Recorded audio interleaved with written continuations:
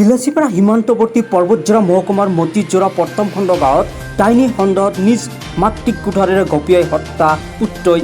ৰাজ্যত পুনৰ সংঘটিত হৈছে ডাইনী সন্দেহৰ হত্যাকাণ্ড।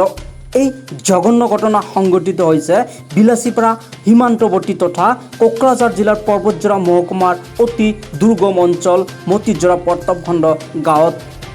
ডাইনী সন্দেহত পুত্ৰই নিজ মাতৃক কুঠাৰেৰে ঘপিয়াই হত্যা কৰি পেলাই দিয়ে ঘন জংঘলত। যোৱা নিশা টিপকাই আৰক্ষীয়ে ঘন জংঘলৰ পৰা উদ্ধাৰ কৰে মৃতদেহটো। আজি মৃতদেহটো মৰণোত্তৰ পৰীক্ষাৰ বাবে কোকৰাঝাৰ অসামৰিক চিকিৎসালয়লৈ প্ৰেৰণ কৰে আৰক্ষীয়ে।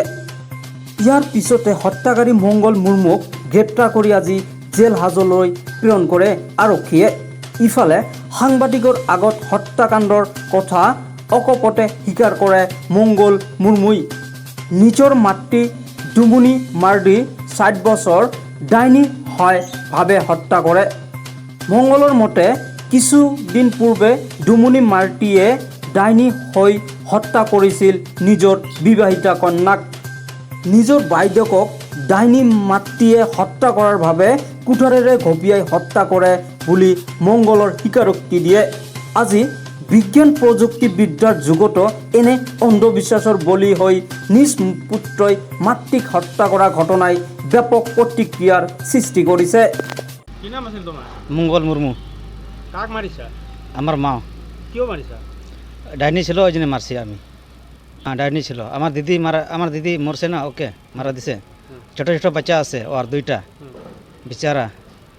ওর আমার বিনাটাও আসছিল, ওই কান্দিয়া কান্দিয়া মানে আমরা বেঁধে ছিল, বেঁধে থেকে আসিয়া শুনছি এরকম এরকম ঘটনা, তো দিদি একে মারছে।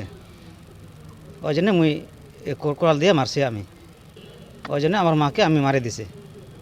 মতিজোৰা পাৰ্ট 1 এই বহুত ভিতৰত 35 কিলোমিটাৰমান ভিতৰত জংঘলৰ ভিতৰত। কেতিয়া পালে? ডেড বডিটো আমি যোৱাকালি ৰিকভাৰ কৰিলোঁ। কোনে মাৰিলে, হত্যা কোনে কৰিলে? এই মংগল কিস্কু নামত তেওঁৰ নিজৰ পুতেকে মানে হত্যা কৰিলে। ডাইনি সন্দেহৰ কাৰণে হত্যা কৰিলে পুতেকে, এই ক্ষেত্ৰত কি ক'ব? নহয় এইটো আমি তদন্তত ডাইনীৰ ক্ষেত্ৰত কোনো ধৰণৰ পোৱা নাই, কাৰণ ইয়াত কোনো ৰাজহুৱা মানুহ, কোনো গাঁৱৰ অন্য মানুহ কোনো জড়িত নাই। পুতেক আৰু মানে মায়েকৰ মাজত কিবা কাজিয়া সূত্ৰপাত হৈছে আৰু তেনেকৈ ধৰণে পুতেকে মানে কুঠাৰেৰে কোব মাৰি দিছে।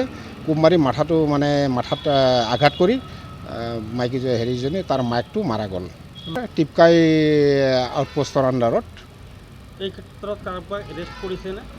এৰেষ্ট কৰিছোঁ, তেওঁৰ ল'ৰাটোক আমি এৰেষ্ট কৰিছোঁ। কি নাম আছিলে? মংগল মুৰ্মু।